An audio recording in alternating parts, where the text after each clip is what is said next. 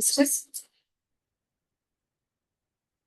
గురువందనం చేసుకున్నామండి. శ్రీపాద శ్రీవల్లభ చరితామృతాన్ని చదువుకునే ముందు గురువందనం చేసుకున్నాం సిస్టర్స్.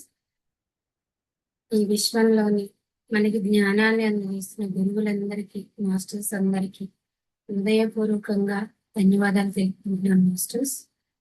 అలాగే పత్రి సార్కి, వంశీ సార్, జూమ్ లో మాస్టర్స్ అందరికీ కూడా ధన్యవాదాలు.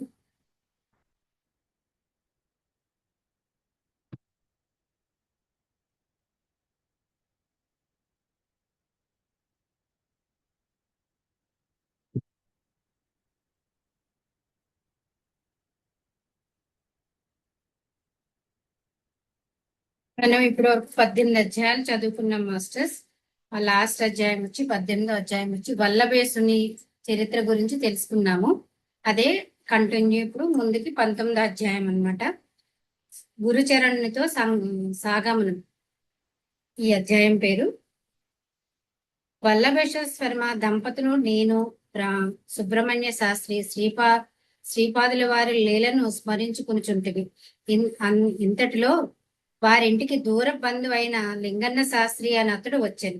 అతడు వేదాంగ పాండితుడు.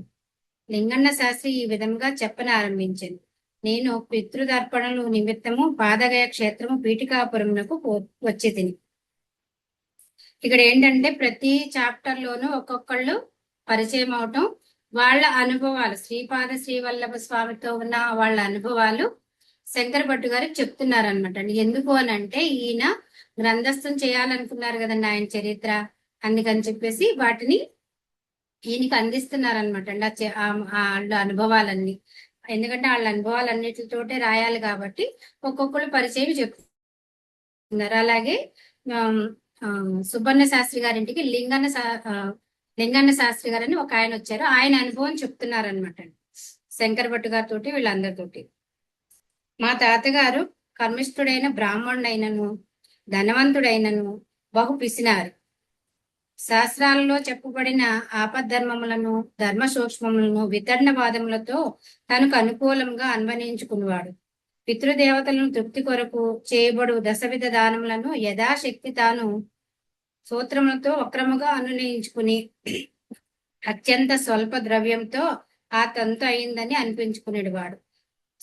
శ్రాద్ధపూర్వకంగా చేయబడు శ్రాద్ధ కర్మల యందు కూడా అనవసరముగా ద్రవ్యము ఖర్చు పెట్టబడుచున్నదని భోక్తలు అదే అదనని భావించి మిక్కుటముగా భోజనం చేయుచున్నారనియు తన ఇల్లు గుళ్ళ అగుచున్నదనియు అంతర్ధర్మమున ఆపద్ధర్మమున చెందిడివాడు అంతరాత్మను శోభించేవాడు. అంటే లోపల బాధపడేవాడట. కాలం తీరగా అతడు చనిపోయాడు. మా నాయన కూడా తన తండ్రి అడుగు జాడల్లోనే నడిచాను. వీళ్ళెవరు అంటే లింగన్న శాస్త్రి గారు, వాళ్ళ తాతగారు. ఆయన పండితుడే, వేదాలు తెలుసు, అన్ని తెలుసు. కానీ ఆయన పిసినారితనం వల్ల దానాలు చేసే దాంట్లో పిసినారితనం, అలాగే శ్రద్ధగా చేయవలసిన శ్రాద్ధ కర్మల్లో కూడా ఏదో నామమాత్రంగా చేసేసి, ఎందుకంటే భోక్తలు భోజనం పెట్టాలి, వాళ్ళు వచ్చి ఎక్కువగా తినేస్తున్నారు, ధనమంతా ఖర్చు అయిపోతుంది అన్న రీతిలో నామమాత్రంగా చేసేసి అన్ని అలా పైన చేసేసి, పైగా ఏదన్నా సూక్ష్మ ధర్మములు చెప్పమంటే తనకు అనుగుణంగా మార్చి చెప్పేవాడంట మాస్టర్స్ ఆయన. అంటే తనకి ఎలా వీలైతే అలాగనమాట. అలాగే ఆయన చనిపోయిన తర్వాత ఆయన కొడుకు లింగన్న శాస్త్రి గారి తండ్రి ఎవరైతే ఉన్నారో ఆయన కూడా వాళ్ళ నాన్న అడుగు జాడల్లోనే నడిచారంట. Sorry master. ఇక్కడ చూడండి, ఇక్కడ మనం కూడా ఇప్పుడు జరుగుతున్న ఈ జనరేషన్ ఇప్పుడు కూడా పరిస్థితుల్లో మనం చాలా మందిని చూస్తుంటాం. శాస్త్రంలో ఉన్నది వాళ్ళకి తెలుసో లేదో తెలియదు, అది ఎలా ఆచరించాలో కూడా సరిగా తెలియదు. వాళ్ళకి ఇష్టం వచ్చినట్టు, వాళ్ళకి నచ్చినట్టు చెప్తుంటారు. మనకి భవిష్యత్ పురాణం అని చెప్పేసి పురాణం గురించి చెప్తారండి. ఇప్పుడు చాలా మంది చేసే పని ఏంటంటే ఎవరన్నా చనిపోయినప్పుడు ముఖ్యంగా చూడవలసింది ఏంటి, అక్కడ మానవత్వం. అది మర్చిపోయి ఈ ఇలా చేశారు, ఇలా చేయకూడదు, ఇలా ఉండొచ్చు, ఇలా ఉండకూడదు అని ఎవరెవరో వాళ్ళకి ఇష్టం వచ్చినట్టు అదే మిగతా అందరూ కూడా మానవత్వాన్ని మర్చిపోయి వాళ్ళు కానీ మంచినీళ్ళు ఇవ్వటం కానీ చెయ్యట్లేదు. మా ఇంట్లో శంకుస్థాపన అయ్యి ఇల్లు కట్టుకోవటానికి చాలా టైం పడుతుంది. కానీ అందరూ చెప్పే మాట ఏంటంటే శంకుస్థాపన అయ్యింది కాబట్టి పరామర్శకి వెళ్ళకూడదు, ఎవరైనా చనిపోతే వెళ్ళకూడదు. కానీ శంకుస్థాపన అయిన తర్వాత ఇల్లు ఎన్నాళ్ళకి కడతారండి? డబ్బులున్న వాళ్ళు వెంటనే కట్టొచ్చు, కొంతమందికి సంవత్సరాలు పట్టొచ్చు. ఈ ఇన్ని సంవత్సరాలు వెళ్ళరా అంది మరి? అదే వాళ్ళ ఇంట్లోకి వస్తే అదేదో ఆ సూతకం వాళ్ళ ఇంట్లోకి వస్తే ఏం చేస్తారు? ఇక్కడ అందరూ ఆలోచించవలసింది ఏంటి అని అంటే, శాస్త్రం అన్నిటికీ సమాధానం చెప్పిందండి. గట్టిగా ఇలాగే చేయని చెప్పలేదు. చన్నీళ్ళు స్నానం చేసి పూజ చేయమని చెప్పింది. అదే శాస్త్రం ఒంట్లో బాగోకపోతే లెగలేని పరిస్థితిలో ఉంటే వేడి నీళ్ళు పెట్టుకుని స్నానం చేయమని, అది కూడా ఓపిక లేకపోతే మనసు పూర్తిగా ప్రార్థన చేయమని చెప్పింది, దండం పెట్టుకోమని చెప్పారు, భగవంతుని నామం స్మరించుకోమని చెప్పారు కదా అండి. శాస్త్రం అన్నిటికీ వీలుగానే చెప్పింది. శాస్త్రాన్ని వంక పెట్టుకుని చాలా మంది ఇలాంటివన్నీ చెప్తున్నారండి. వెళ్ళకూడదు, చెయ్యకూడదు, పక్కోళ్ళని పలకరించకూడదు. కోడళ్ళు కూతుళ్ళు ఎక్కడో ఉంటారండి ప్రెగ్నెంట్ అయ్యి, మా అమ్మాయి ప్రెగ్నెంట్ కాబట్టి మేము పక్కనున్న వాళ్ళు ఎవరైనా చనిపోయినా కూడా వెళ్ళకూడదు. ఇది ఎంతవరకు కరెక్ట్ అంటారు మాస్టర్స్? ఎందుకంటే ఇవన్నీ ఆచరించే వాటిలో మనం కూడా ఉన్నాం. ధ్యానం వచ్చిన తర్వాత ధ్యానానికి వచ్చారు అని అంటే చాలా ఎదిగిన తర్వాత ధ్యానానికి వస్తారు. జ్ఞానం పెరిగిన తర్వాత, బుద్ధి వికసించిన తర్వాతే ధ్యానాన్ని పట్టుకోగలుగుతారు. అప్పుడు కర్మ సిద్ధాంతాన్ని నమ్మగలిగారు. కర్మ ప్రకారం ఏదన్నా జరుగుతాయి తప్ప ఒకళ్ళని పలకరించడం వల్ల, ఒకళ్ళు మనల్ని తిట్టడం వల్ల జరగవండి ఏమి. ఇది సరిగ్గా అర్థం చేసుకోవాలి మాస్టర్స్. అందుకని చాలా మంది చేసే పని ఇదనమాట అండి. వీళ్ళు కూడా అదే చేశారు. శాస్త్రాలు తెలుసు, శాస్త్రంలో ఉన్న విషయాలు తెలుసు, చేసేది తప్పని కూడా తెలుసు. ఇప్పుడు అన్ని తెలిసిన ఆయనకి చేసేది తప్పని తెలియదా అండి? శ్రాద్ధ కర్మలు చాలా శ్రద్ధగా చేయాలి. తర్వాత దాన ధర్మాలు కూడా ఉన్నంతలో అందరికీ ఏ అపేక్ష, నాకు పుణ్యం రావాలి, లేదంటే నన్ను వాళ్ళు మెచ్చుకోవాలి, గొప్ప కోసమో అందరూ చూస్తున్నారనో దానాలు చేయరు కదా అండి. నిస్వార్థంగా దానం చేయగలగాలి. అలాగా దానాలు చేయగలగాలి, ఉన్నంతలో దానం చేయాలి. ఈయన పిసినారితనం వల్ల ఆ పిసినారి అరిషడ్ వర్గాల్లో పిసినారితనం ఒకటండి. ఈ అరిషడ్ వర్గాల్లో ఏ ఒక్కటి ఉన్నా కూడా మనిషి పతనం అయిపోతాడు, ఎందుకంటే మిగతా ఆటోమేటిక్గా వచ్చేస్తాయి. అందుకని ఈయనగా అరిషడ్ వర్గాల్లో ఉన్న పిసినారితనం అనే గుణం ఉంది. దానివల్ల ఆ ఇంద్రియాన్ని ఆయన అదుపు చేసుకోలేకపోయారు. అన్ని తెలిసి కూడా తప్పులు చేశారన్నమాట. దానికి శిక్ష ఎలా ఉంటుందో ఈ కథలో చెప్తారు చూడండి మాస్టర్స్. మా నాయన కూడా తన తండ్రి అడుగుజాడల్లోనే నడిచింది. జగద్రక్షకుడైన కాలం అతన్ని కూడా కబలించింది. అంటే వాళ్ళ నాన్నగారు కూడా చనిపోయారట. నేను మాత్రం శాస్త్రంలో చెప్పబడిన రీతిగా నాకు శక్తికి తక్కువ గాని ఎక్కువ గాని కాకుండా యథాశక్తిగా పితృదేవతలకు సంబంధించిన తర్పణాదులను కావించుచుంది. ఇంతలో మా ఇంటిలో అకారణ కలహములు చెలరేగి మనశ్శాంతి లేకుండే. కారణం ఏమీ లేకుండానే సాధ్య కలహములు వచ్చిచుండెను.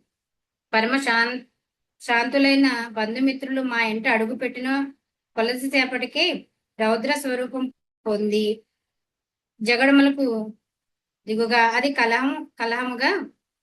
కలహాలుగా మారుచుండేది. ఇక్కడ చూడండి, అకారణంగా వాళ్ళ ఇంట్లో ఈయనన్ని చేస్తున్నారు, కానీ వాళ్ళ పూర్వీకులు చేసిన తప్పుల వల్ల వాళ్ళ ఇంట్లో కలహాలు, అస్తమాను దెబ్బలాట్లు. వాళ్ళ ఇంటికి ఎంత మంచిగా ఉన్న బంధువులు వచ్చినా కూడా వాళ్ళు కూడా వీళ్ళతోటి దెబ్బలాట మొదలు పెట్టారంట వీళ్ళ ఇంట్లోకి వచ్చినంటని. నా భార్య నా మీద అలిగి పుట్టింటికి పోయాను. నేను పరుండినప్పుడు నా కుమారుడు నా రమ్ముల మీద కూర్చుని తన 2 చేతులతో నా పీకను పిసికి వేయదలిచాను. నా కౌడలు నీ వయసు వారు చాలా మంది వల్లకాటికి చేరినారు. నీ వంతు ఎప్పటికి వచ్చినో కదా అని తిట్టిపోసడిది. నా కూతురు నీ వంటి దరిద్రునికి కూతురుగా జన్మించుటకు నేనెంత పాపము ఏ జన్మలో చేసి ఇంటినో కదా అని పౌరుష వాక్యములు లాడెడిది. నా అల్లుడు నా ఇంటిలో చేరి సరి అయిన సేవకులు ఎవరునూ నా ఇంటిలో లేరు. దుక్కలాగున్నావు. మా ఇంటికి వచ్చి ఇల్లు వాకిలి ఊడ్చుట, గొడ్ల చావడిలో భూసేవ చేయుట, అవసరమైనప్పుడు బ్రాహ్మణాధికములకు పోయి తిలాదానం పట్టుట మొదలైన పనులు చేయవచ్చును కదా. మేము పస్తులుండైనను నీకు బకాసుర భోజనం సిద్ధం చేయగలవారము. నీవే వంట వార్పు చేసి నీవు తినగా ఏమైనా మిగిలినచో మాకు కూడా ఒక కబళము భోజనం పెట్టవచ్చును కదా అని వ్యాఖ్యోక్తంగా హింసించేవాడు. అల్లుడు, కూతురు, కొడుకు, కోడలు అందరూ ఈయన తిట్టేవారట. అలాగే వాళ్ళ ఆవిడేమో అలాగే పుట్టింటికి వెళ్ళిపోయింది. నాకు జీవితము కటకప్రాయమైనది. ప్రతి జీవికిని జీవించుట అన్నది ఆసక్తి కలిగి జీవించుటలో మాధుర్యం ఉన్నదని తోచును. అయితే నా విషయంలో జీవించుట మాధుర్యం లేదని తేలిపోయినది. అయినచో బలవంతంగా ఆత్మహత్య చేసుకుని మరణించినను పిశాచి జన్మ లభించనేమో అని భయము. నా మరణాంతరము నాకు శాస్త్రోక్త పద్ధతిలో అంత్యక్రియలు జరగవని నాకు స్పష్టంగా తోచుచున్నది. ఒకనాడు నేను మా ఇంటిలో నున్న గొడ్ల చావడిలో నాకు అప్పజెప్పిన పనులన్నిటినీ పూర్తి చేసుకుని భోజనము చేయుటకు కూర్చుంటుంది. అయితే నా కోడలు నాకు పెట్టినది పాసిపోయిన అన్నం. అది దుర్వాసన కలిగి ఉన్నది. దానిలో నాకు కొన్ని పురుగులు కూడా కనిపించినవి. పనులను చేసి అలసి ఉన్న నాకు మిక్కుటముగానున్న క్షుద్బాధ మరింత హింస కలిగించుచున్నది. కన్నీళ్లు కాచుదామన్నయను ఓపిక లేని స్థితిలో ఉంటుంది. దుర్వాసనతో కూడి ఉన్న అన్నమును తినజాలను, ఆకలి బాధ తట్టుకున్న జాలను. కడుగట్టు ధన్య స్థితిలోనున్న నాకు ఈ లోకము, ఈ జనులు, ఈ బంధములన్నీయును సత్యములేనా, లేక ఇదంతయును ఒక ఇంద్రజాల మహేంద్రజాలమా అని మనసులో శంక కలిగినది. మనసునకు ఆలోచించే శక్తి కూడా లేక మొద్దుబారిపోయినది. ఇటువంటి విషమ పరిస్థితుల్లో ఒక అవధూత నేనున్న గొడ్ల చావడిలో నాకు దర్శనమిచ్చెను. కరుణ రసము మహాప్రవాహం వలె అతని కండ్ల నుండి ప్రవహించుచుండెను. ఆ దివ్య కరుణామూర్తి గాంచిన తక్షణము పశుబాలను వలె ఎక్కి ఏడ్చుతుంది.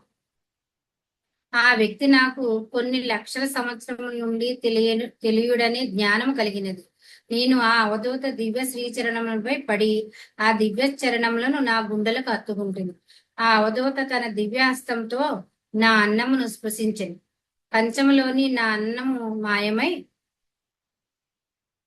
ఆ కంచంలో అల్వా అని పిలువబడు తీపి పదార్థము ఉండెను. ఆ అవధూత అల్వాలో స్వల్ప భాగము స్వీకరించి మిగతాది నన్ను తినమని ఆజ్ఞాపించింది. నేను సంతుష్టిగా తింటిని. జవసత్యములు నాలో పుంజుకునినవి. అవధూత ఒక గొనుపము నా చేతికిచ్చి ఈశాన్యం మూల త్రవ్వమనెను. నిలువెత్తు గొయ్యి తీసిన తదుపరి దానిలో 2 కుక్కలు అస్థి పంజరములు బయలుడినవి. వాటిని నేను అవల పారవేచితిని. అవధూత నా వద్దనున్న గంజిని దానిలో పోయమని నేను ఆ గోతిలో గంజిని పోసి మట్టితో ఆ గోతిని పూడ్చితిని. అంతటా అవధూత ఇట్లు సెలవిచ్చింది. నీకు పిశాచ బాధ నివృత్తి చేసి తిని నీ గృహమునకు ఇప్పుడు శుద్ధి కలిగినది. క్రమేపీ పరిస్థితులు చక్కబడును. పాదగయ క్షేత్రమైన పీఠికాపురము నుండి నీకు పిలుపు వచ్చినది. తక్షణమే నీవు పయనం కావించవలసినది. నీకు తగిన ఏర్పాట్లు చేయబడును. మనము తిరిగి పీఠికాపురంలో కలుసుకుందాము అని చెప్పి ఒక అవధూత వచ్చి చెప్పారటండి. ఈయనకి అన్ని ఆ కారణాలన్నీ జరగటానికి కారణం ఏంటి అంటే పిశాచ బాధలు అన్నమాట. ఆ పిశాచ బాధల వల్ల వాళ్ళ ఇంట్లో అన్ని దెబ్బలాట్లు, అన్ని గొడవలు, ఈయన్ని కడికి ఎంత పని చేసినా ఏం చేసినా ఈయన భోజనం కూడా పెట్టకుండా ఇన్ని చేశారు. కానీ ఈయన చేయవలసినవన్నీ మంచి పనులే చేశారు కదా. వాళ్ళ నా తాతయ్య నాన్న చేయలేదు, కానీ ఈయనన్ని శాస్త్రోక్తంగానే చేశారు. చేయగలిగినన్ని చేశారు, ఓపుకున్నంత మట్టుకు చేశానని చెప్పారు కదా. పైగా దైవం మీద నమ్మకం, ధర్మంలోనూ ఉన్నారు కాబట్టి ఆ శ్రీపాద శ్రీవల్లభ స్వామి అవధూత రూపంలో వచ్చి ఈయనకి ఆ పిశాచ బాధను తొలగించారన్నమాట. అంతేకాకుండా పీఠికాపురం రమ్మని చెప్పి అక్కడ మనం కలుసుకుందామని చెప్పి ఆయన అదృశ్యమయ్యారు. నేను కట్టుబట్టలతో పీఠికాపురమునకు పయనమయ్యితిని. ఇంటిలోని వారందరికీ చెప్పకుండా తక్షణమే బయలుదేరితిని. కొంత దూరం పోసరికి సాయం సంధ్య సమీపించుచుండెను. ఒక మామిడి తోట గుండా ప్రయాణం చేయుచుంటుంది. ఆ తోట యజమాని నరసింహప్ప అనునతడు నన్ను మిగులు ఆదరించెను. భుజించుటకు మధురమైన ఫలములు సమర్పించింది. నా ఆకలి తీరినది. ఆ రాత్రికి తన ఇంట ఆతిథ్యము తీసుకొనవలసిందని బ్రతిమాలెను. నేను సరే అంటిని. ఉదయం నేను స్నాన సంధ్యాదులు నెరవేర్చుకునే తదుపరి నాకు వస్త్రదానం అనర్చి కొంత ద్రవ్యంను దక్షిణముగా సమర్పించిన అవధూత చెప్పినట్లే ఏర్పాట్లన్నీ జరుగుతుండట గమనించి నాకు ఆశ్చర్యం కలిగినది. ఆయన అవధూత కనిపించిన అవధూత చెప్పారు కదండి, నీకు నువ్వు పీఠికాపురం వచ్చే తోవలో నీకు తగిన ఏర్పాట్లన్నీ చేస్తాను, నువ్వు పీఠికాపురం వచ్చి నన్ను కలవమని చెప్పారు కదా. అలాగే ఈయన అడగకుండా వెళ్లే తోవలోనే ఒక ఆయన కనిపించి ఆయన ఇంటికి రమ్మని ఆతిథ్యం ఇచ్చారన్నమాట. ఆతిథ్యంతో పాటు బట్టలు పెట్టి కొంచెం ద్రవ్యం కూడా దక్షిణ ఇచ్చారట. అందుకని ఆయన అవధూత చెప్పినట్టే జరుగుతున్నాయని చెప్పి ఈయనకు కూడా ఆశ్చర్యం కలిగిపోతుంది.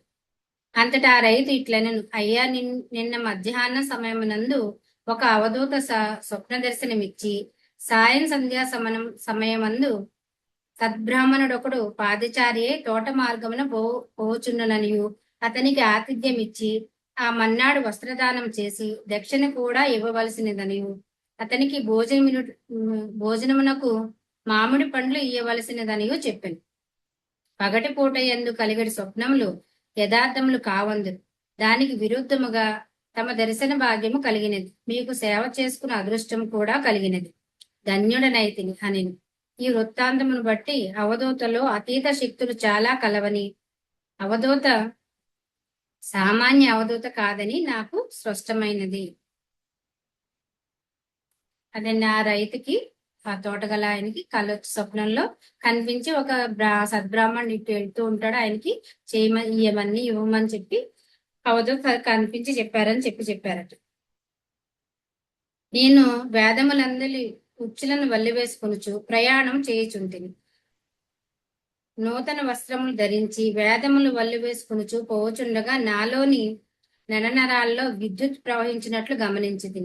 ఆ విద్యుత్ ప్రవాహం వలన శరీరం నందు తెలియరాని ఆనందం కలుగుచుండెను. నా వెనుకనే ఎవరో వేద పండితుడు నా వైపు వడివడిగా వచ్చుట గమనించింది. అతడు వేదమందలి సావిత్రి పన్నమును చెప్పనారంభించింది. నేను కూడా అతనితో స్వరము కలిపితిని. అతడు ఇట్లనెను, సావిత్రి పన్నము చాలా ముఖ్యమైనది. త్రేతాయుగమునందు భరద్వాజ మహర్షి సావిత్రికా కటక చయనం చేసెను. అది కూడా పీఠికాపురములోనే జరిగినది.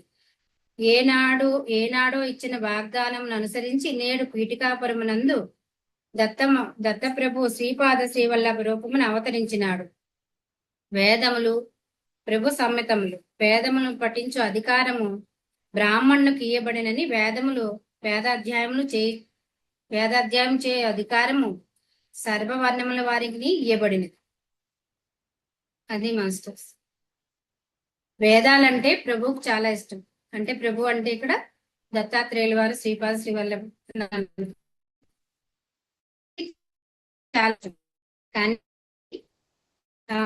వేదాలను పఠించే అధికారం బ్రాహ్మణులకు ఇవ్వబడినని చెప్పి అని అనుకుంటారు. కానీ వేదాధ్యాయం ఎవరన్నా ఏ వర్ణం వారైనా చేయవచ్చు, సర్వవర్ణాలు చేయవచ్చు అని చెప్పారు.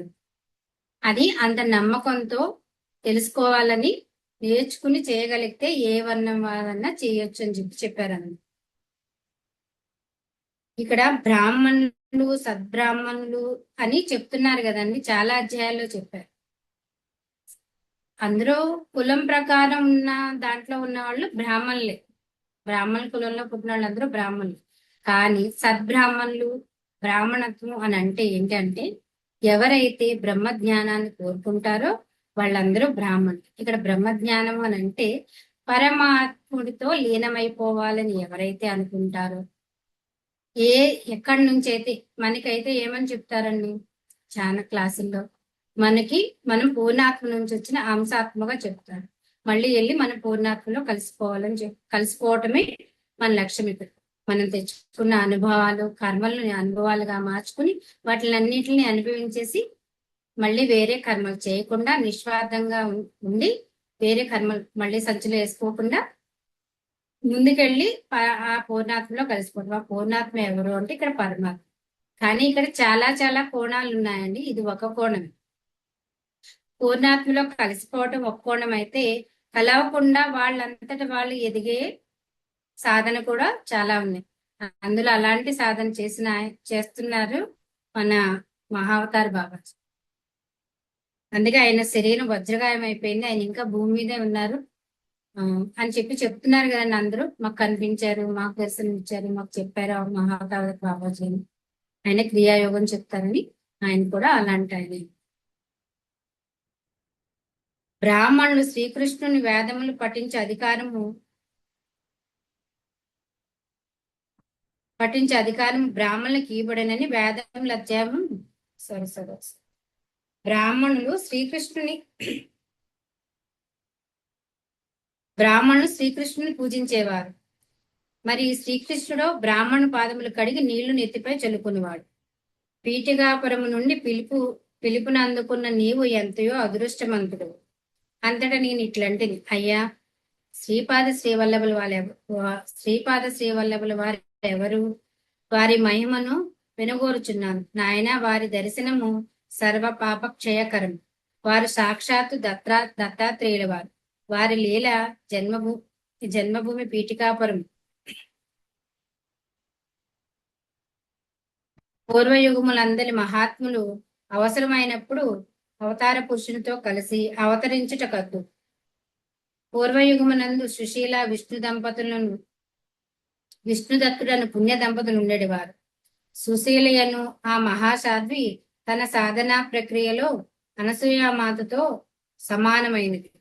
దత్త జయంతి రోజున ఆమెకు ప్రసవ వేదన అనుభవించుచుండెడు. విష్ణుదత్తుడు తన సాధనా విశేషములతో అత్రి మహర్షి వారితో సమానమైనవాడు. ఈ తదాత్మ స్థితిని అనున్నది అభౌతికము, అపకృతకము, మనోబుద్ధులకు అగోచరం. దైవ రహస్యములు వాకునకు అందనటువంటివి, వివరించి చెప్పుటకు సాధ్యం కానిది. వారే ప్రస్తుతము సుమతి మహారాణి అప్పలరాజు శర్మగా జన్మించిరి. మీ అందరికి తెలుసు కదా మాస్టర్, సుశీల విష్ణుదత్తులు కదా. అసలు ఆవిడ కూడా సాధన చేశారు. ఆవిడ ఆ సాధన వల్ల ఎవరితో సమానము అంటే అనసూయ మాతకు. ఇక్కడ అనసూయాదేవి ఎవరంటే దత్తాత్రేయుల తల్లిగా చెప్తారు కదండి. అత్రి మహర్షి అనసూయాదేవుల కొడుకు దత్తాత్రేయులు అని చెప్తారు. దత్తాత్రేయుడిగా వచ్చింది, వాళ్ళకి పుత్రుడిగా వచ్చారని చెప్పి. అనసూయ అంటే ఎటువంటి అసూయ లేని అనసూయ అని చెప్తారన్నమాట. ఆవిడితో సమానమైన ఈ కలియుగంలో ఎవరు అంటే సుశీల గారు.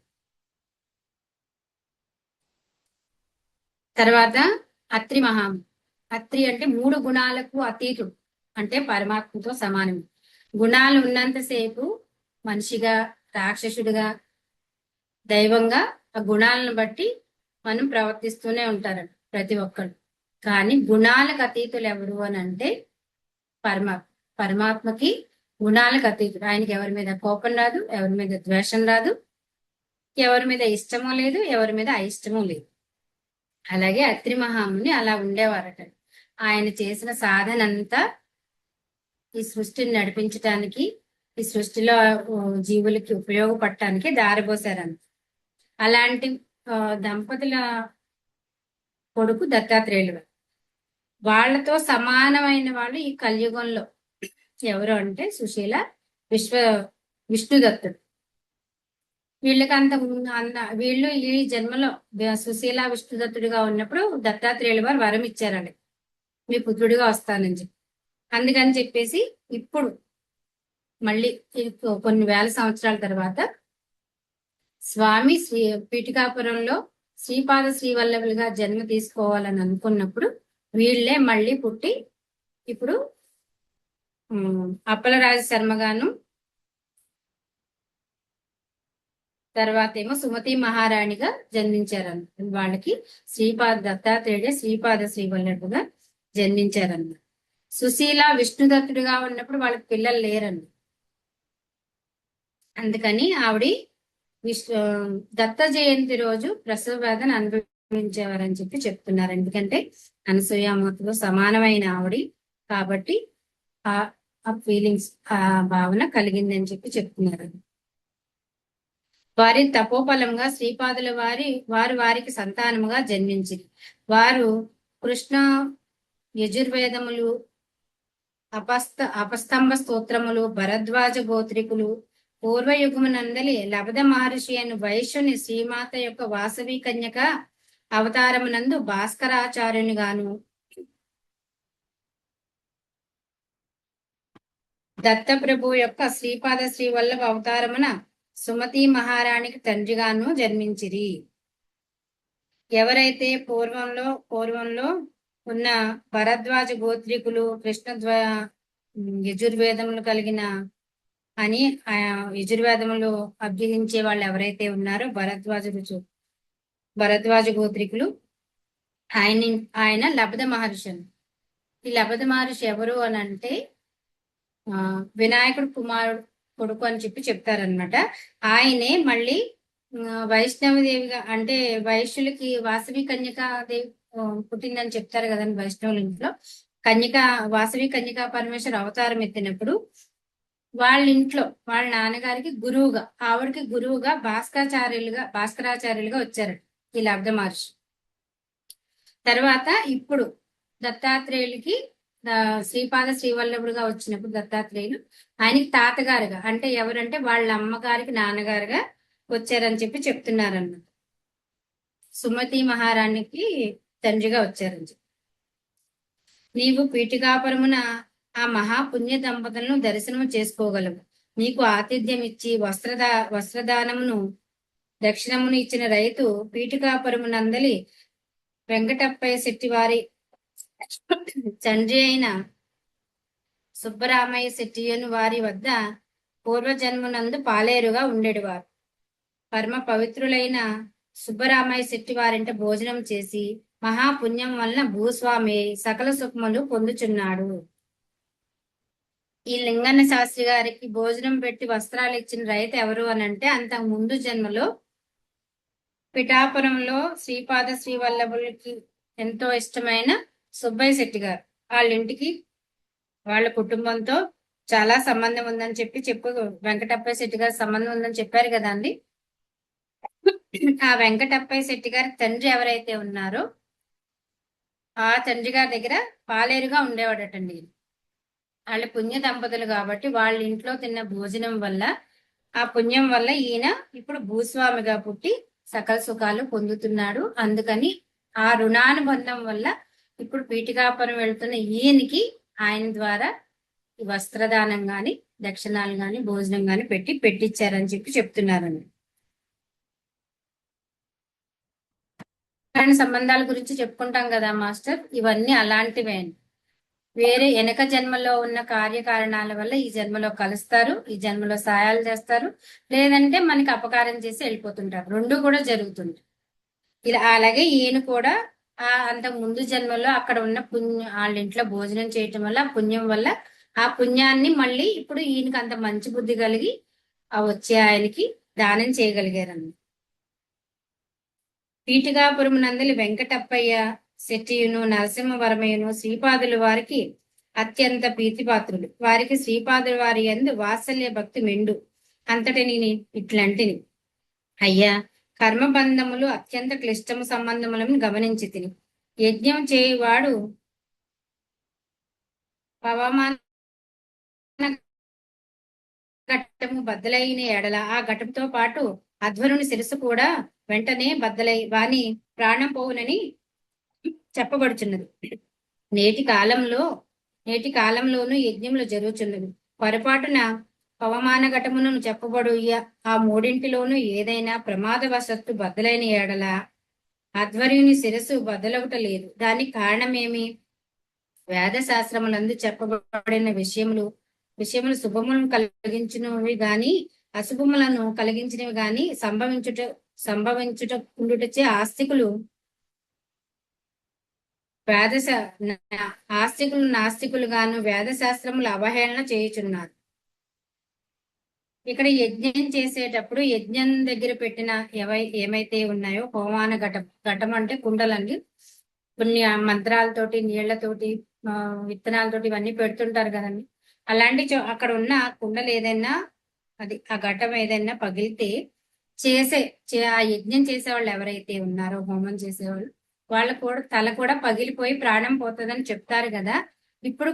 ఇప్పుడు కూడా యజ్ఞాలు చేస్తున్నారు, కానీ అక్కడ పెట్టిన అలాంటి ఏమన్నా ప్రమాదవశత్తు జరిగినా ఆ యజ్ఞం చేసే వాళ్ళకి ఏమీ జరగట్లేదు. దానికి కారణం ఏంటి? అలాగే నాస్తికులు ఎవరైతే ఉన్నారో వాళ్ళు మన శాస్త్రాలని ఇలా చెప్పారు, ఇలా జరగలేదు కాబట్టి మీరు సరిగా చెయ్యట్లేదనో, మీకు సరిగా రాదనో, లేదంటే శాస్త్రంలో చెప్పింది అబద్ధమనో అవహేళన చేస్తున్నారు కదా. దానికి కారణం ఏంటి అని చెప్పి అడుగుతున్నారు. అంతటా ఆ మహామౌలి ఇట్లంది, నాయన ప్రస్తుత కాలంలో నిర్వహించబడే యజ్ఞములలో పవమాన ఘటములలో విద్యుత్ మొదలైన ప్రాణహారిక పదార్థములు లేవు. యజ్ఞములు నిర్వహించు ఆధ్వర్యుడు గొప్ప సాధకుడై ఉండవలేను. అతనిలోని యోగాగ్ని ప్రసూటముగా నుండవలేను. ఆ యోగాగ్నియే పవమాన ఘటములో విద్యుత్తును కలిగించగలదు.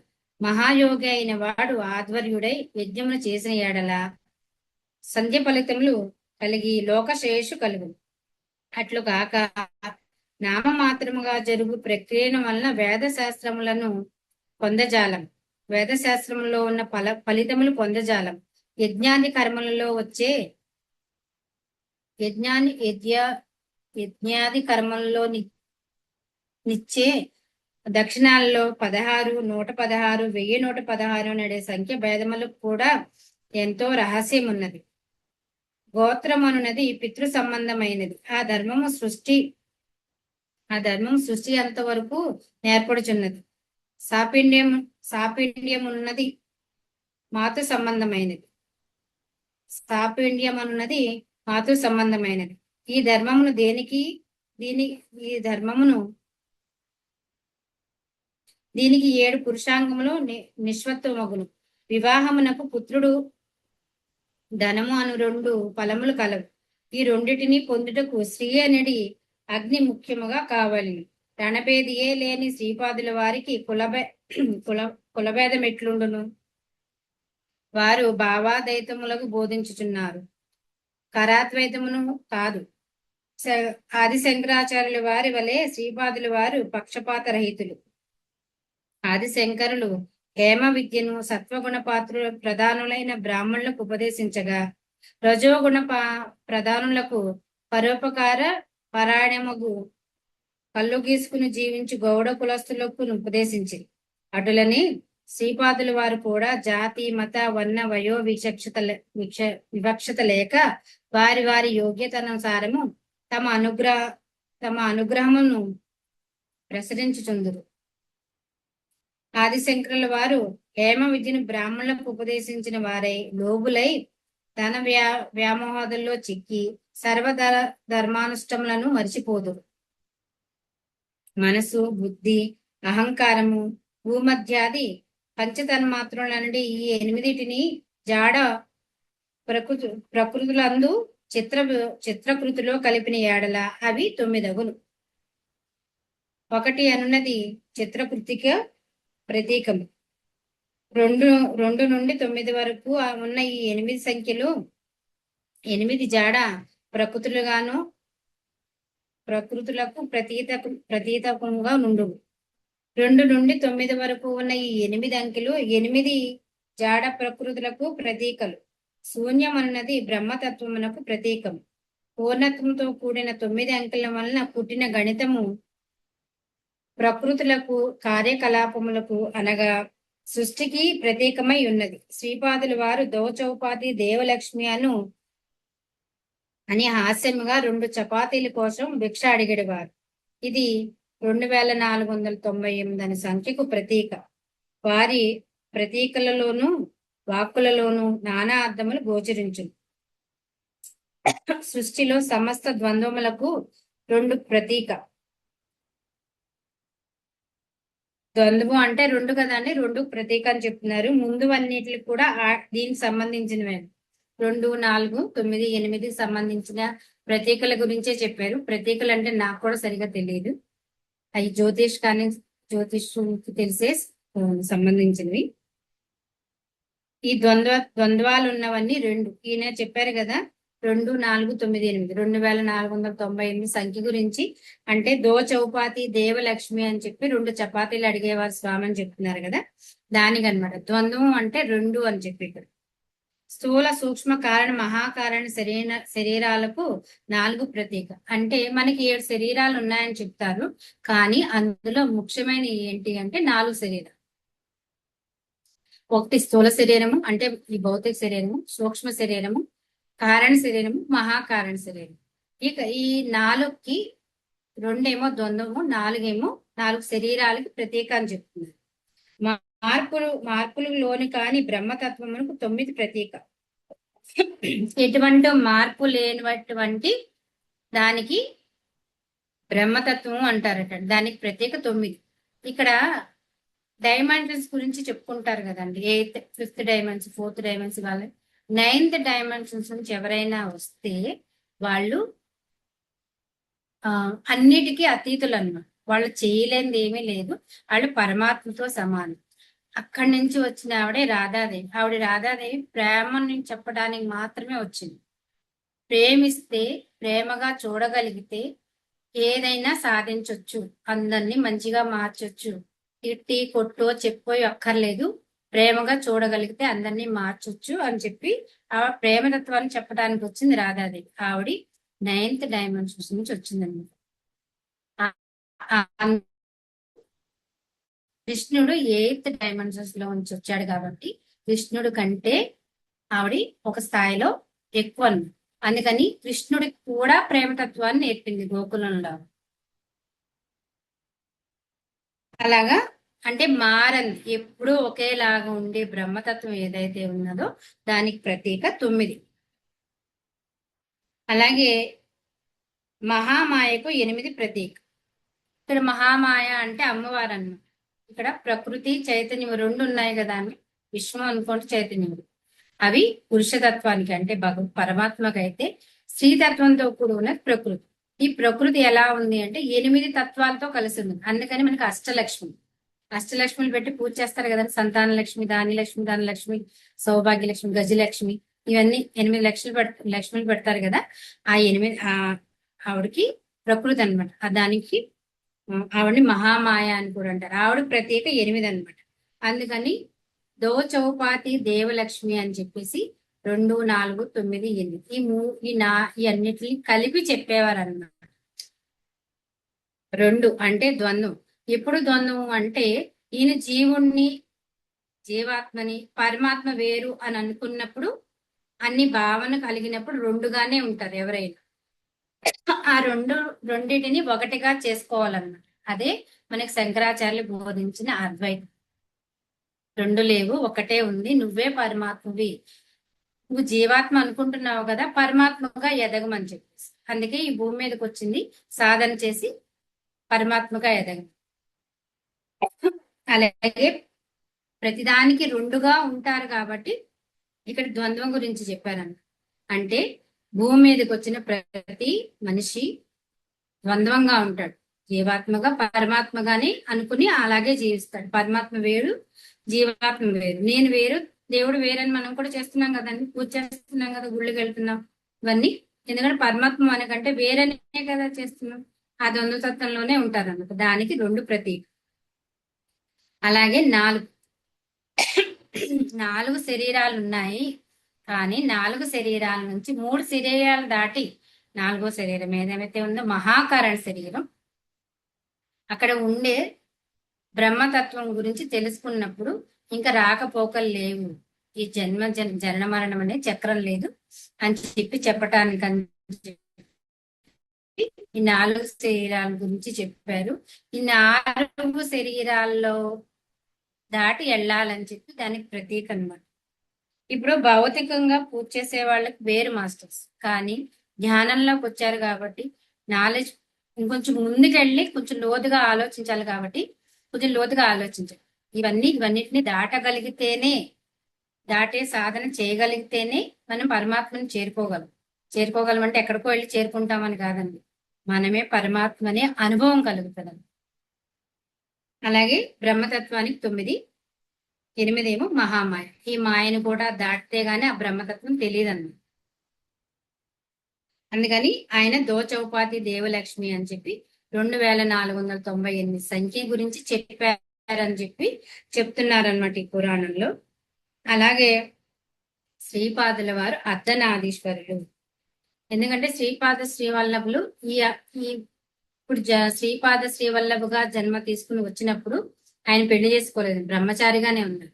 16 సంవత్సరాలు వాళ్ళ అమ్మ నాన్న దగ్గర ఉండి తర్వాత సన్యాసిగా దేశానికి బయటకు వెళ్ళిపోయారు.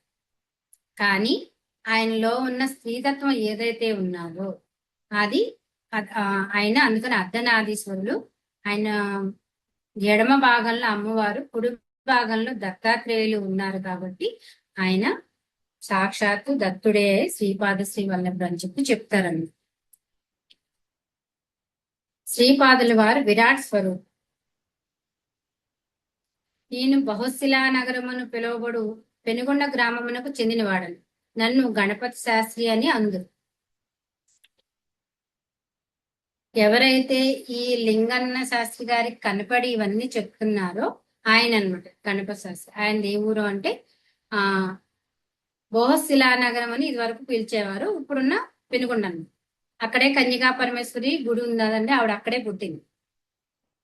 నేను వేద అధ్యయనం చేయి నిమిత్తము వాసికాపురం అంటే కాకినాడ అగ్రహారంకి వచ్చింది.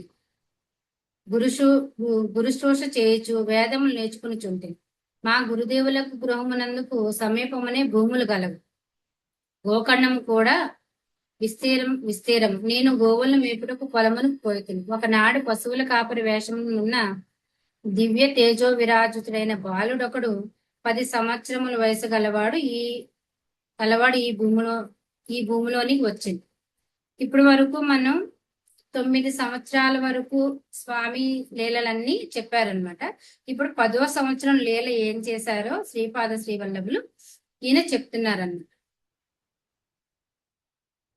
ఈ దూడ మేపే ఏదైతే ఆవులని మేపుతున్నారో ఆ భూమిలో ఆ స్థలంలోకి ఆ పొలంలోకి 10 సంవత్సరాలు ఉన్న ఒక బాలుడు వచ్చాడు.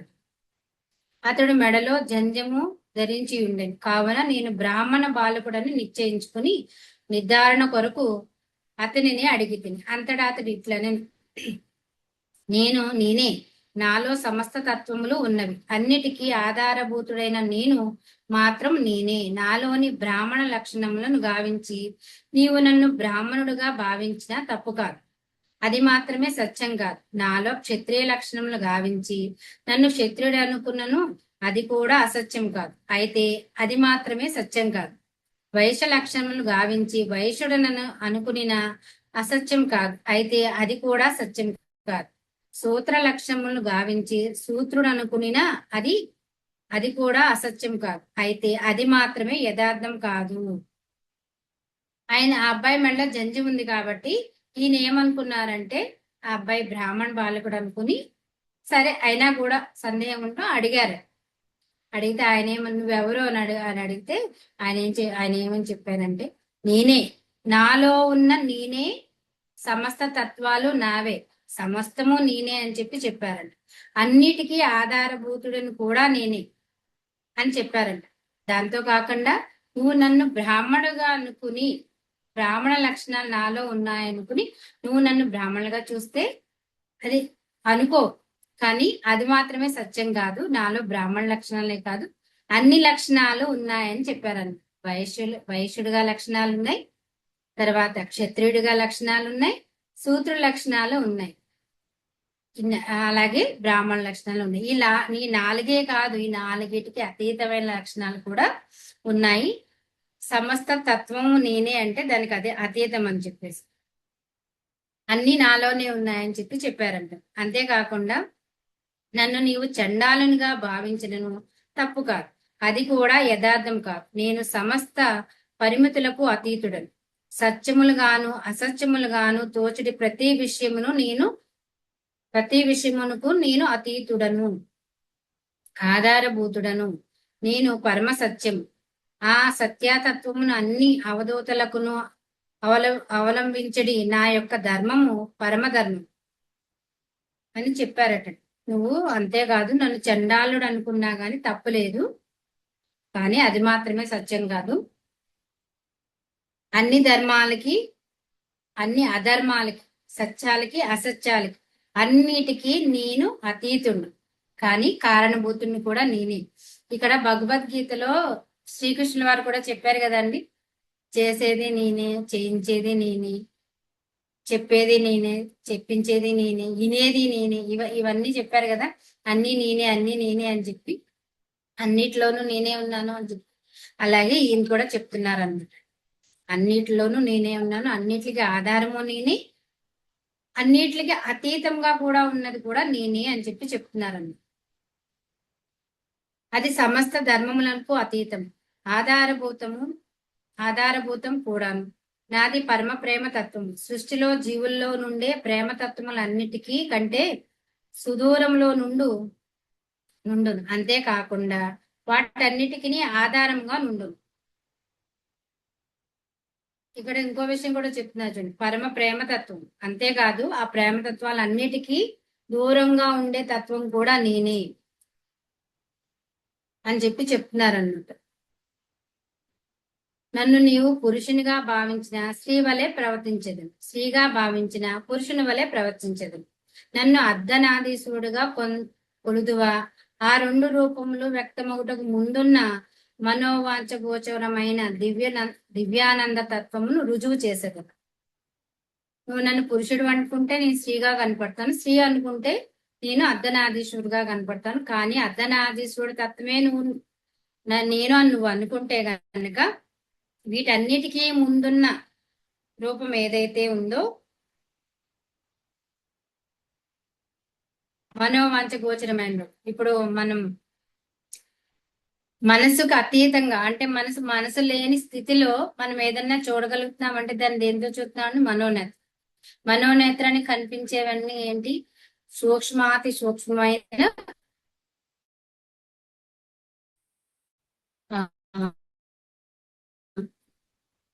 నేత్రానికి కనపడతాడు. కాబట్టి అలాంటి దివ్యమైన తత్వంగా నీకు తత్వాన్ని నేను అని చెప్పి నేను రుజువు చేస్తాను. నేను ఏటికి సంబంధించిన వాడిని కాదు అని చెప్పి అన్నిటికీ అతీతము అని చెప్పి చెప్తున్నాను. ఇంత విలక్షణంతో కూడి నన్ను ఏమని కొలిచెదవు, ఏమని తెలుసుకుందువు? అతడు చెప్పినదంతయును మహాగ్ర జ్వరపీడితుని సంధి పేరాపన వల్లే తోచినది. ఈయనకి ఏమీ అర్థం కాలేదండి ఇవన్నీ చెప్తుంటే. ఎవరికంటే గణపతి శాస్త్రి గారికి ఈయన అన్ని చెప్తున్నారు కదా, నేనే కానీ అన్నిటికీ ఆధారభూతుడు నేనే, అన్నిటికీ ఆధారం కాని అతీతుడిని కూడా నేనే, స్త్రీని నేనే, పురుషుణ్ణి నేనే, అన్ని కులాల్లో ఉన్న అన్ని నేనే అని చెప్పి చెప్తున్నారు కదా. ఈయన ఏమనుకున్నారంటే బాగా జ్వరంలో ఉండి సంధి పేలాపని వెళ్తారంట. అటు సరిగా మాట్లాడరు చూడండి, పైచ్యం మాటలు మాట్లాడుతున్నారంట. అలాగా మాట్లాడుతున్నాడు ఈయన, ఏంటి అర్థం పద్ధం లేకుండా అని చెప్పేసి ఆయన అనుకున్నాడంట. పైత్యం మితిమీరినప్పుడు అవాకులు చెవాకులు వచ్చునవని తలచితిని. నా మనో అవస్థను గమనించుచున్న అతడు ఇట్లనే ఇప్పుడే శనీశ్వరునితో మాట్లాడుచుంటుంది. నేను ఈ గణపతి శాస్త్రిని ఎంత చమత్కారంగా చిత్ర విచిత్రములైన బంధముల్లో పడవేసి హింసించదును అని ఆ వేడుకను వీక్షించు ప్రభు అని. అంతటా నేను అతని కర్మఫలములు నేను గోక్షీర రూపంలో గ్రహింపబోచున్నానని, అతను నీవు బంధములలో పడవేయజాలవని అంటే ఆ మాటలు విన్న తడువుగా నాలో ప్రకంపనలు బయలుదేరినది. వాస్తవమునకు ఆ సమయంలో నాకు చాలా చెడ్డ దశ జాతకములో నడుచుచుండేది. నేను ఏమి మాట్లాడలేని స్థితిలో ఉండగానే ఆ పశువుల కాపరి ఒక ఆవు వద్దకు పోయి, గాయత్రి, నాకు ఆకలిగానున్నది, పాలివ్వగలవా అని ప్రశ్నించింది. ఆ గోమాత అవునని సూచించిన అద్దంలో తన తలను త్రిప్పెను. దాని పొదుగు పాలతో నిండి క్షీరధారలు భూమిపై పడుచుండెను. ఆ పశువుల కాపరి తృప్తిగా ఆ పాలను తాగింది. ఆ గోవు గొడ్డు ఆవు అయినను ఆ పశువుల కాపరికి పాలిచ్చింది. ఇది అంతైను నాకు అయోమయంగా నుండేది. అది మాస్టర్స్. ఆయన ఏం చెప్పారంటే, ఈయన ఏమనుకున్నారు, పైత్యంతో ఇలా మాట్లాడుతున్నాడు ఈ అబ్బాయి, ఏం అర్థం అవట్లేదు అని చెప్పేసి ఆయన అనుకున్నాడు. ఈయన అయోమయంలో ఉన్నాడని చెప్పి గ్రహించిన స్వామి ఏం చెప్పారు అంటే, ఇప్పుడే నేను శనీశ్వరుడితో మాట్లాడాను. శనీశ్వరుడు ఏమన్నాడంటే, నేను ఇప్పుడు వెళ్ళి నా దశ అనుభవించే దశ వచ్చింది ఆయనకి, అందుకని చెప్పి నేను ఇప్పుడు ఆయన దగ్గరికి వెళ్ళి ఆయన్ని వింత వింత ఆ బాధల్లో పెట్టి పెట్టి చూపిస్తాను, చూడు స్వామి అని చెప్పేసి అని అన్నాడట. అని అంటే ఈ స్వామి ఏమన్నారంటే, శ్రీపాద శ్రీవల్లభులు గారు, లేదు, ఆ నువ్వేమి చేయలేవు, ఎందుకనంటే అతను అతని కర్మని నేను, ఆయన ఆవులు మెప్తున్నారు కదండి, ఆ గోక్షీరం తాగి ఆయన కర్మలన్నింటినీ నేను తీసేస్తాను, అందుకని చెప్పి నువ్వు ఆయన శనిపీడ ఆయనకు ఉండదు, చేయలేవని చెప్పి స్వామి చెప్పారండి. అని చెప్పానని చెప్పి స్వామి అబ్బాయి ఈయనతో అన్నారన్న. అంటే ఈయనకి మరీ అయోమయం అయిపోయింది. కానీ ఆ మాటలు నిజమే అనిపించింది అంటండి. ఎందుకంటే ఆయన జాతకంలో ఇప్పుడు మంచి దశ లేదు అని చెప్పి చెప్పారు కాబట్టి, చెడు దశ నడుస్తుందని చెప్పారు కాబట్టి ఈయన చెప్పే మాటలు నిజమే అని చెప్పి అనుకున్నాడట. అనుకుని ఒక గొడ్డు ఆవు, అంటే అసలు పాలు ఇవ్వని ఒట్టిపోయిన ఆవు దగ్గరికి వెళ్ళి, గాయత్రి పాలు ఇమ్మని చెప్పేసి ఈ అబ్బాయి అడగంగానే, ఎవరైతే శ్రీపాద శ్రీవల్లభ రూపంలో వచ్చిన అబ్బాయి ఎవరైతే ఉన్నారో ఆయన అడగంగానే ఆవు, ఒట్టిపోయిన ఆవు పాలు ఇచ్చింది. ఆ పాలని ఆ అబ్బాయి తాగాడట. ఇది ఒట్టిపోయిన ఆవు అని చెప్పేసి ఈయనకి తెలుసు కదండి, ఆ శాస్త్రి గారికి తెలుసు. అది చాలా ఆశ్చర్యం వేసింది అనమాట. అందుకని ఇదంతా అయోమయంగా ఉండి అయోమయంగా అయిపోయింది అని చెప్పి అయోమయంలో పడిపోయాడట. నేను ఆ పశువుల కాపరి అచ్చటనున్న ఒక మామిడి చెట్టు కింద తృప్తిగా అను తృప్తిగా అచ్చటనున్న ఒక మామిడి చెట్టు కింద కూర్చుండేది. నేను తిరిగి అతని వైపు యథేచ్ఛగా చూడగా ఆ పశువుల కాపరితో పాటు ఎవరో 16 ఏళ్ల రైతు బాలిక వేషంలోనున్న కన్య కూడా నుండేది. చూపరులకు వారిద్దరూ నయనాందకరంగా నుండేది. వారి సరస సల్లాపములు, వినోదభరితములైన సరస సంభాషణలు చూడచక్కని జంటగా అనిపించింది. ఇంతలో వెంకటప్పయ్య శెట్టి గారు తమ గుర్రపు బగ్గీ నుండి దిగిరి. వారితో పాటు 10 సంవత్సరముల వయసు కలిగిన తేజో విరాజితుడైన బాలకుడు ఒకడు ఉండే. అతడే శ్రీపాద శ్రీవల్లభ స్వామి అని ఆ తరువాత తెలుసుకుంటుంది. మా గురుదేవులకు ఆ భూమి వెంకటప్పయ్య శెట్టి గారు భూదానంగా తమ తండ్రి గారి శ్రాద్ధకర్మలకు ఇచ్చి ఉంటారని తెలుసుకుంటుంది. ఆ భూమికి ఆనుకుని వారికి విస్తీర్ణమైన భూములు కలవు. తమ భూములను పర్యవేక్షించుకున్న నిమిత్తం శ్రీ శెట్టి గారు అప్పుడప్పుడు పీఠికాపురం నుండి వాయాసపుర అగ్రహారం, అంటే కాకినాడ వచ్చుట కలదు. శెట్టి గారు పశువుల కాపరిని, అతనితోనున్న రైతు బాలికను చూసి ఆశ్చర్య చెంగుతులయ్యారు.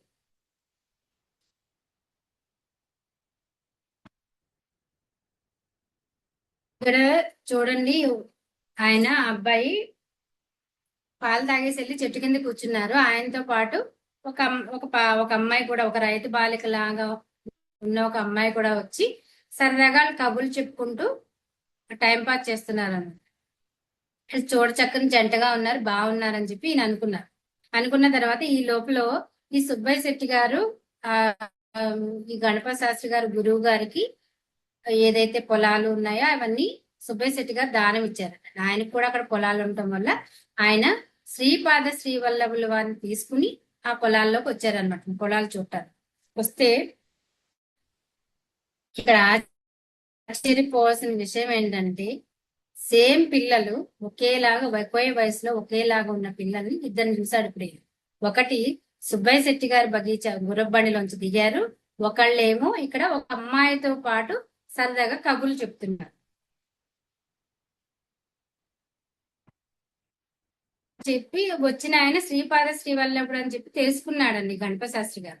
కానీ ఇక్కడ ఇంకో అమ్మాయితో ఉన్న అబ్బాయి ఎవరో ఈయనకి అర్థం కాలేదు. అంతేగా ఆయనకే కాకుండా ఆ ఈ సుబ్బయ్య శెట్టి గారికి కూడా చాలా ఆశ్చర్యం వేసింది అతను. ఈ రైతు బాలికతో కలిసి సరదాగా కబుర్లు చెప్పుకుంటున్న స్వామిని చూసి వారు తేజవంతులొకటే కాక కొంచెం మార్పు చేర్పులతో శ్రీపాదుల వారిని పోలి ఉండేది. శ్రీపాదుల వారు ఇట్లండి, తాత ఎందుకు అంత సంభ్రాచర్యములకు లోనవుతున్నావు అని చెప్పి శ్రీపాద శ్రీవల్లభుల వారు అడిగారట. ఎందుకంత ఆశ్చర్యపోతున్నావు తాత అక్కడ అబ్బాయిని చూసి అని చెప్పి. నాయన మీరిరువురును చూడనైనాందకర దృశ్యం చూచుచుండువాడు చూడబడే దృశ్యం ఒకటేనా? అంతటి వేదాంత విషయములు నాకు తెలియవు బంగారు తండ్రి అని చెప్పి నాకు చాలా ఆశ్చర్యంగా ఉంది. మీ ఇద్దరు చూడటానికి ఒకలాగే ఉన్నారు, నయనాందకరంగా ఉంది, కానీ మీ ఇద్దరు ఒకటేనా? నాకు అంత వేదాంతం తెలియదు బంగారు తండ్రి అని చెప్పేసి ఆయన సుబ్బయ్య శెట్టి గారు అడిగారు. తాత ఇందులో వేదాంతం ఏమున్నది? శ్రీహరి కూడా పరిమితులు లేని తన యోగగతిని చూసి ఆశ్చర్య అయినాడట. ఈ సృష్టి నవరస భరితం, ఆశ్చర్యకరమైన దృశ్యములు కల్పింపబడుట కూడా సృష్టిలోని ఒక నియమం. అచ్చట రెండుగానున్నది, ఇచ్చట ఒకటిగానున్నది. దైత్వము యథార్థమా, అద్వైతము యథార్థమా? నేను ఒక్క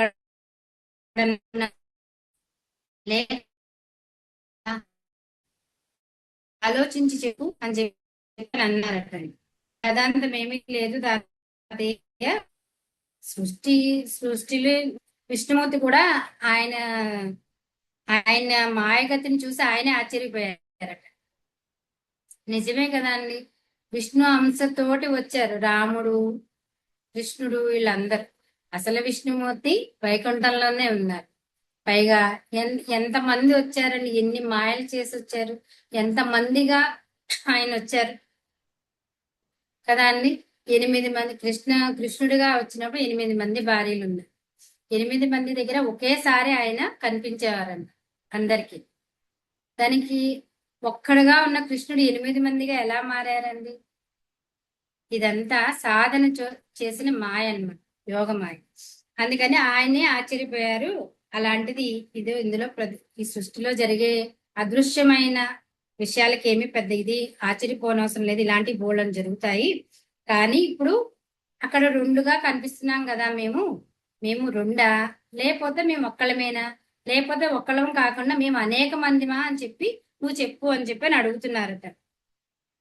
శెట్టి గారికి శ్రీపాదుల ఈ మాటలతో పశువుల కాపరియు ఆ రైతు బాలికయు కూడా శ్రీపాదుల వారి కాయ సృష్టి కాదు కదా అనే సందేహం కలిగినది. శెట్టి గారి చుబుకమును పట్టుకుని శ్రీపాదులు ఇట్లండ్రి, తాత సందేహం ఎందులకు? మీ వంశంలోని వారు నన్ను మరవనంత వరకు నేనును నా శక్తియును అదృశ్య రూపమున మీ భూముల్లో సంచరించి వారమే. మీ ఇంట్లో మా అడుగు చెప్పుళ్ళు సాధకులైన వారికి తప్పక అనుభవమయ్యే విషయమే. అనగాదేవి సమేతుడనైన అనగానుడు శ్రీ దత్తాత్రేయుడు తన అర్ధనాదేశ్వర స్వరూపమున సృష్టి గోచరం కాకుండా అవధూత రూపమున శ్రీపాద శ్రీవల్లభ రూపమున మీ సమక్షంలోనే ఉన్నాడు, సందేహం వలదు. అది మాస్టర్స్. ఈయనకి అర్థం కాలేదు పాపము, అయోమయంగా ఉంటే శెట్టి గారికి ఆయనే చెప్పాడటండి, మీరెప్పుడు మాకు ఇష్టమైన వారు కాబట్టి అనగా సమేత దత్తాత్రేయులు వారు అంటే మా అమ్మవారితో పాటు కలిపి నేను ఎప్పుడు మీ పొలాల్లో మీ ఇంట్లో తిరుగుతూనే ఉంటాను. మీరెప్పుడు మీ వంశంలో ఎవరైతే నన్ను మర్చిపోకుండా ఉంటారో అప్పటి వరకు మిమ్మల్ని అందరినీ నేను కాపాడుతూనే ఉంటాను. నేనే కాదు నాకు శక్తి స్వరూపమైన అనగాదేవి కూడా మీ ఇంట్లో తిరుగుతుంది అని చెప్పారనమాట అండి.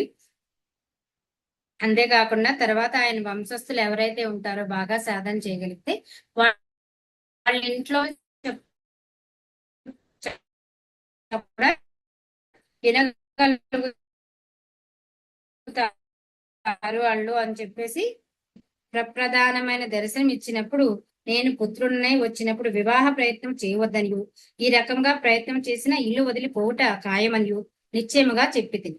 నీవు రాజఋషివు గనుక నిర్మలశ భక్తి పార్వశంతో నన్ను బందీగా చేసేటివి గనుక అనగాదేవి సమేతమైన అనగాస్య స్వరూపమును నీకు దృష్టి గోచరించుచున్నది.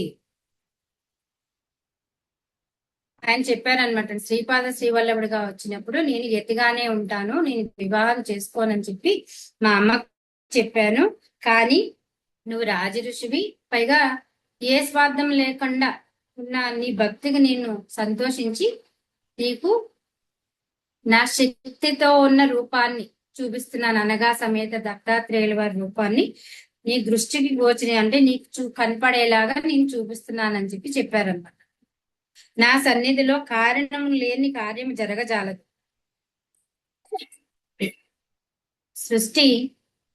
సృష్టి విధానము చిత్ర విచిత్రములైనది. కర్మములు వాటి ఫలితములు అవి అనుభవించు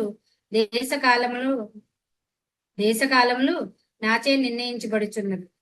మూడులైన జనులకు నా చర్యల ద్వారా, నా లీలల ద్వారా, నా మహిమల ద్వారా జ్ఞానబోధ చేయుట నా అవతార కార్యక్రమంలో ఒక భాగము.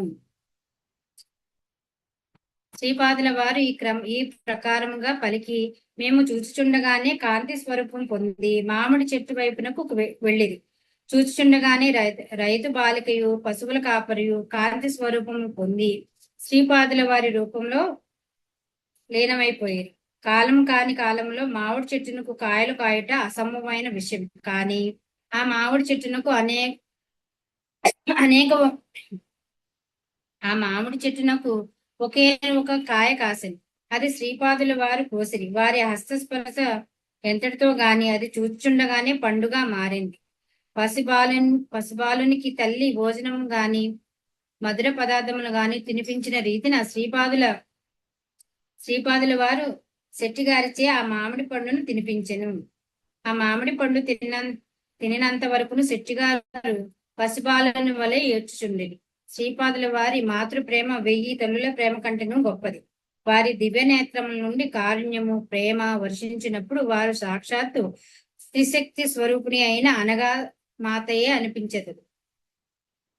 ఆ మామిడి పండు యొక్క టెంక శ్రీపాదుల వారి సుముఖములో నెట్టనిలుగా నిలబడి ప్రభు యొక్క ఆజ్ఞ కోసం వేచి ఉండెను.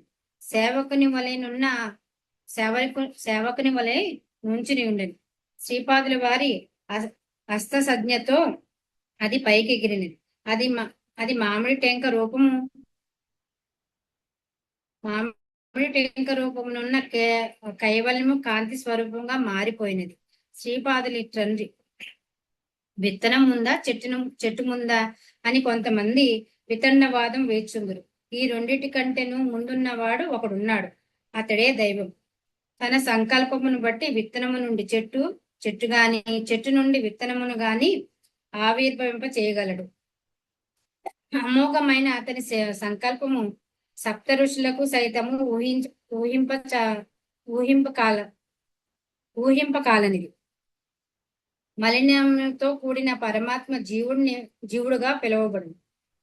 ఇందాక మనం చెప్పుకున్నాం కదా మాస్టర్స్, ఏంటి అంటే అన్ని మలినాలతోటి, అన్ని బంధాలతోటి, అన్నిటితో, అన్ని ఇంద్రియాలతోటి ఉన్న మనము జీవుడుగానే అనుకుంటామన్నమాట. మాలిన్యరహితుడైన జీవుడు పరమాత్మ కూర్చున్నాడు. జీవాత్మ పరమాత్మలో లీనమైనప్పుడు అతని సంస్కారములన్నీ వేయించబడిన విత్తనముల వలె నుండును. అయితే పరమాత్మకు సంకల్పం కలిగిన తనలో లీనమైన జీవాత్మను తిరిగి సృష్టి చక్రములోనికి తీసుకురాదలిచిన అతనిని అడ్డుకొనగలుగు శక్తి ఎవరికినూ లేదు. అదే మాస్టర్స్, ఈ జీవుడు పరమాత్మగా మారి పరమాత్మలో లీనమైపోయిన ఒకవేళ ఈ సృష్టి కార్యానికి అతని అవసరం ఉంది అనుకుంటే ఆ పరమాత్మ మళ్ళీ అతన్ని ఈ భూమి మీదకి పంపిస్తారు, మళ్ళీ జన్మ తీసుకుని ఏదో ఒక ఏ పని మీద అయితే పంపించారో ఆ పని కంప్లీట్ చేసుకుని వెళ్ళమని. అంటే దేవుడు గురించి, దైవత్వం గురించి బోధించటమో, ధర్మం గురించి బోధించడమో. ఇప్పుడు వచ్చారు కదండి మనకి చాలా మంది శంకరాచార్యులు, సత్యసాయి బాబా, షిరిడి సాయిబాబా, ఇలాగా అందరూ అవధూతల లాగా, మహాత్ముల్లాగా, యోగుల్లాగా కొంతమంది వచ్చి అన్ని బోధనలు చేస్తున్నారు కదండి. వాళ్ళలాగా వచ్చి ఆ పని కంప్లీట్ చేసి వాళ్ళు చెప్పేసి వెళ్ళిపోతారు. వాళ్ళు చెప్పేటప్పుడు ఎవరు మారారు, ఎవరు మారలేదు, ఎంతమంది పరమాత్మ గురించి తెలుసుకున్నారు, ఇవన్నీ వాళ్ళకి ఏమి పట్టవు మాస్టర్స్. వాళ్ళు ఏ పని చేయటానికైతే వచ్చారో ఆ పని చేసి వెళ్ళిపోతారు. అంతేకాకుండా ఆ పని చేయటానికి వచ్చినప్పుడు శరీరం తీసుకుని వస్తారు కాబట్టి ఆ శరీరంతోటి సాధన చేసి ఆ సాధన వల్ల వచ్చిన ఏదైతే శక్తి ఉందో అదంతా కూడా ఈ సృష్టికి దారబోసేసి వెళ్ళిపోతారన్నమాట. అందుకని అలాగ ఒకవేళ పరమాత్మ రమ్మని పిలిస్తే గనక ఆ శక్తిని రావద్దని చెప్పే శక్తి ఎవరికి లేదని చెప్పి చెప్తున్నారన్న.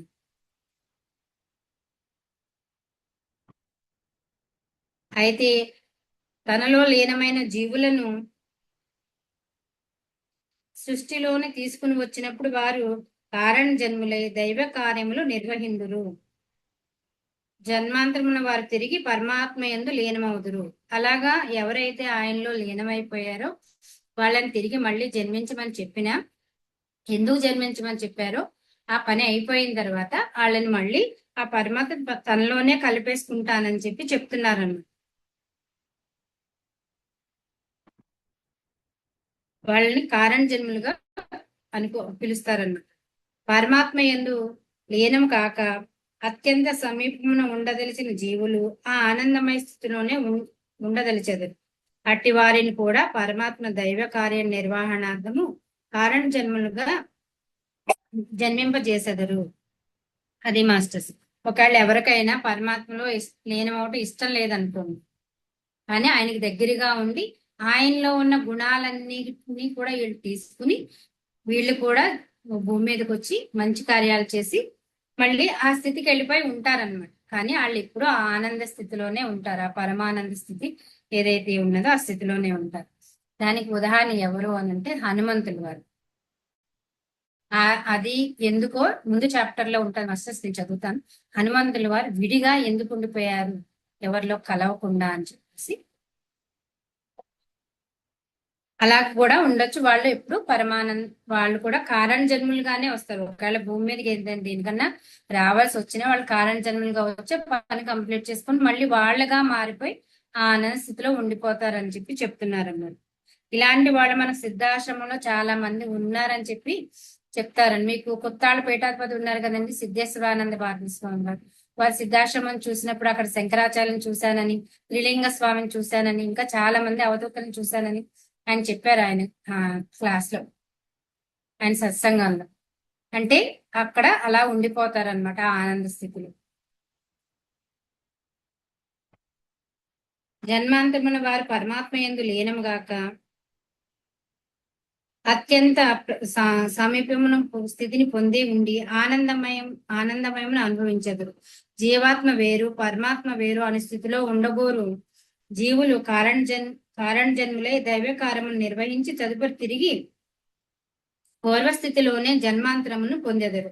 దైవ స్థితికి, విశిష్ట దైవత్వ స్థితికి గాని అద్వైత స్థితికి గాని జీవుల యొక్క కోరిక మేరకు ప్రసాదించబడును. ఇక్కడ ఎంత స్వేచ్ఛనిచ్చాడో చూడండి పరమాత్మ. అది జీవులు వాళ్ళు మళ్ళీ ఎలాగంటే ద్వైతంగా ఉండాలన్నా, విశిష్ట అద్వైతంగా ఉండాలన్నా, అద్వైత స్థితిలో ఉండాలన్నా కూడా జీవుడు ఇష్టమే అన్నమాట. అంటే జీవుడికి ఆ స్వేచ్ఛ ఇచ్చాడు. ఇప్పుడు అద్వైతంగా అంటే జీవుడు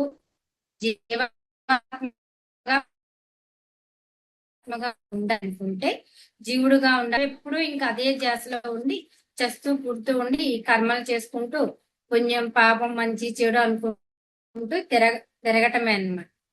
ఆ స్వేచ్ఛ ఇచ్చాడు. అలాగే కాదు, నేను జీవాత్మగా ఉన్నాను, నేను పరమాత్మగా ఎదుగుతాను, అద్వైతం అంటే ఒక్కటిగా ఉంటాను అని చెప్పేసి ఎవరైతే సాధన చేసి నిష్కామ కర్మలు చేసి చేయగలుగుతారో, కర్మను పోగొట్టగలుగుతారో వాళ్ళకే ఆ స్వేచ్ఛ ఇచ్చాడు.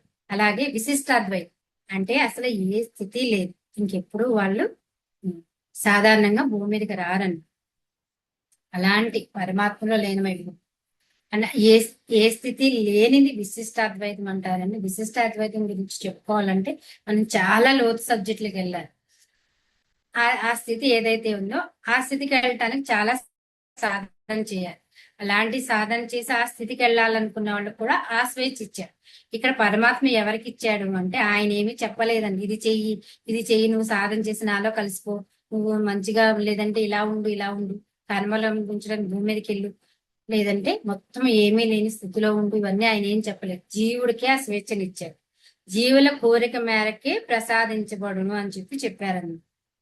ఇది మాస్టర్స్ ఇక్కడ వరకు ఆపుతానండి. ఈ అధ్యాయం మిగతాది రేపు చదువుతాను మాస్టర్స్. ఇంతవరకు శ్రద్ధగా ఉన్న మీ మాస్టర్స్ అందరికి ధన్యవాదాలు మాస్టర్స్.